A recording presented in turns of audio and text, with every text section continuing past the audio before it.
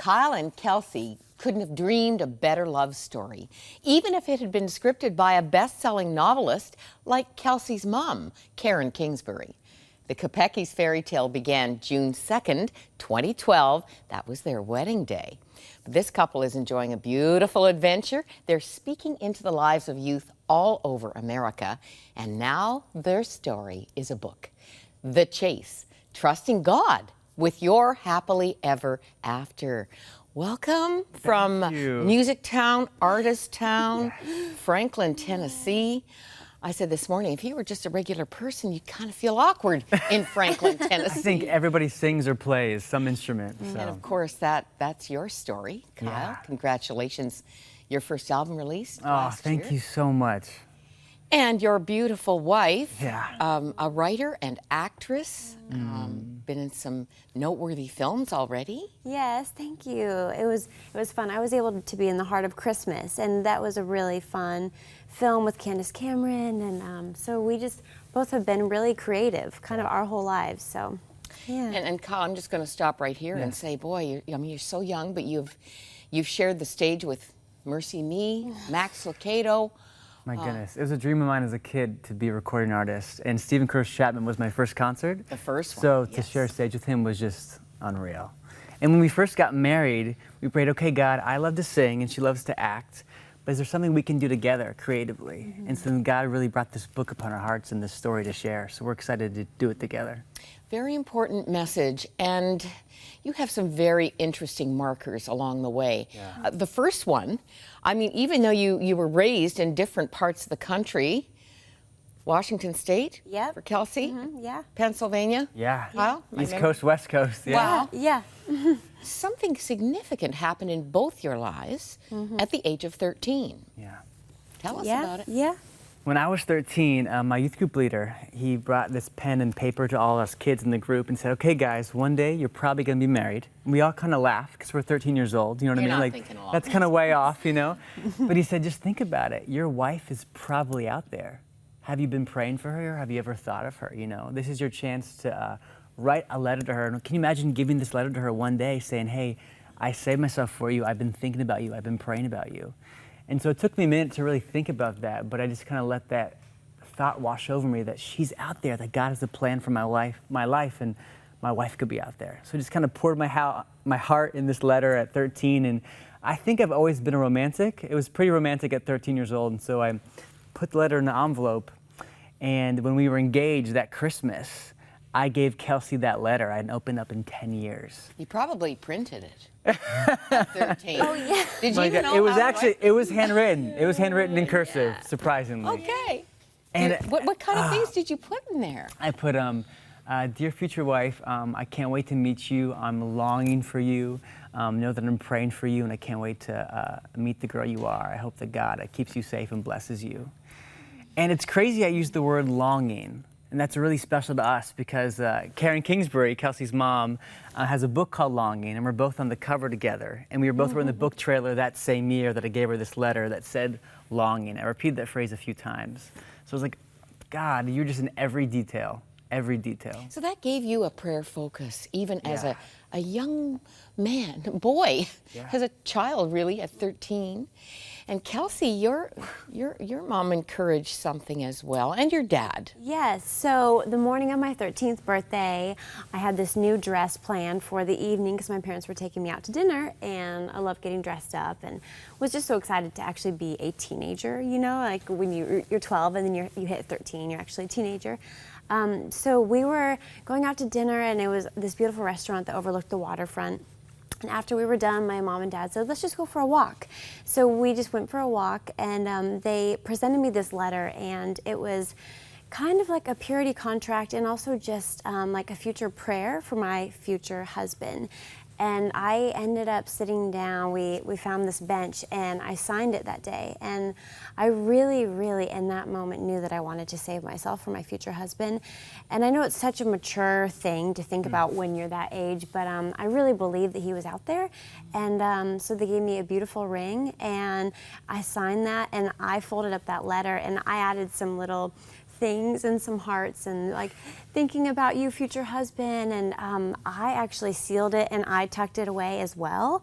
And that same Christmas that Kyle, Yeah, we were engaged. yeah, I actually gave him that letter as well. And it was just like this huge, divine, only God, Yeah. you know, could have planned moment that both of us shared. And we didn't know that we were going to be exchanging that. So Precious. it was crazy. special. Oh, there's young moms out there already getting ideas. Oh, I want to do that with my child. And you, I mean, you were both encouraged to dream about your future Yes. partner, to make a list. Now, I have met Yes. older women, married a long time even, who have talked about their dream man, their ideal husband, and how fun it is to see the Lord checking off those things. Sometimes doing substitutions because the Lord knows us better than we know ourselves. does. Oh, yes. But dream with God. Elizabeth Barrett Browning said, God's gifts put man's best dreams to shame. And I'm sure you both agree with that. Amen to that. Totally. So we need to know, temptation part of the journey. Listen, this isn't all just a cakewalk. No, No, not at yeah, all. My gosh. I think we both wish we could go back and make some different choices and do things differently, for sure. God protected us so much, which we're so thankful for, but it's so difficult being a teen, being in relationships, being in this day and age. It's crazy how much the kids are exposed to and what they can see. So it's so difficult. But I think for us, it really was keeping close with our family and our Christian friends and our youth group leaders, being honest with our struggles and how people around us can help us, and just not staying isolated. When you're honest and when you're open and have people around you praying for you and helping you, keeping you accountable, that's really where change occurs. You speak from experience Yeah. about things young people need to hear. Yeah. Yeah. Like men don't like skanky dressed women. They like a little mystery. Totally. And they don't want you, don't call me baby. Don't text me either. Let the man lead. Totally. These are all things I'm learning from your book. Yeah. Because guys, the culture's yeah. going another way, Kyle. They're going the exact other way. And if a girl dresses a certain way, yeah, she's gonna get that quick attention, but she's not gonna get the kind of attention she really wants or from the guy she wants it from. So I think godly guys are really looking for a little more mystery and a girl who is beautiful, yes, but is classy. And then when they get married, she can show him everything she wants. But for now, just keep it classy. She's not desperate to find that And man not who's going to desperate. make her life meaningful. What attracted you to this lovely woman? Well, that's exactly what it was. She wasn't desperate. I met Kelsey backstage at a music concert, and sometimes the girls backstage can kind of come on to the artists in a Christian forward way. And Kelsey wasn't doing that. She wasn't being the girl who was the flirtiest in the room or laughing the loudest. She was being confident and kind, but just herself. And that's what drew me to her, because she wasn't chasing after me. I got to chase after her. And that night, it's so weird. The first night we met, we felt like we'd been friends for a long time, just instant chemistry. And later that night, I was walking down this hallway, and I saw this security guard I passed a few times throughout the night. She was in her mid-30s, and she was crying. So I took a few steps back because I didn't want to ruin the moment. And I saw Kelsey next to her. No one else was around.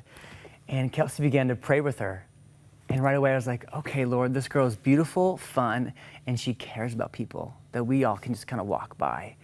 And took another step, and I had this thought that freaked me out, because at 22 years old, I never had this thought before. And the thought was, what if that's my wife?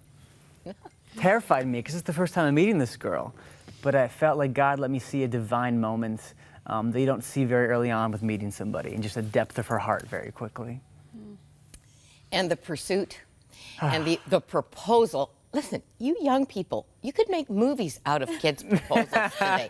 They are productions. I think people are going to have to read the book. Yeah. It's because it's an epic saga and creative and wonderful. Let's show the wedding picture. And is this the picture that's on your mom's book, Karen Kingsbury's book? No, Kelsey? no, it's not. But that's just one of our favorites. We have that in our house, and so love.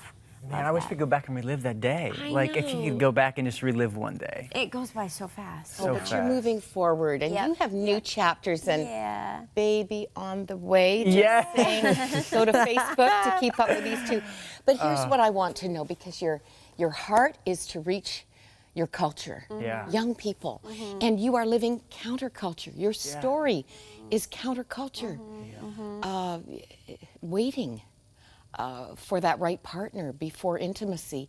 All of that is a challenging message to take It's so anywhere. Totally. And you know, something that is fun about the book, The Chase, is that we definitely tell our love story, but we go back to, you know, me growing up before knowing Kyle and really being honest with the struggles and being made fun of for, oh, you don't want to party and you don't want to do this. And many times where I wasn't asked to a dance and crying on my mom's shoulder, like, am I not good enough? Am I not pretty enough? And you know, I think that we have a really neat opportunity in this book that God just kind of showed us that we just want to be honest because people are dealing with hard things, like you said, and culture is telling girls to chase after the guy or to do this or throw yourself at him. And God's just saying, hey, I'm here and you're so beautiful and you're so whole. Just run to me, you know, chase me first.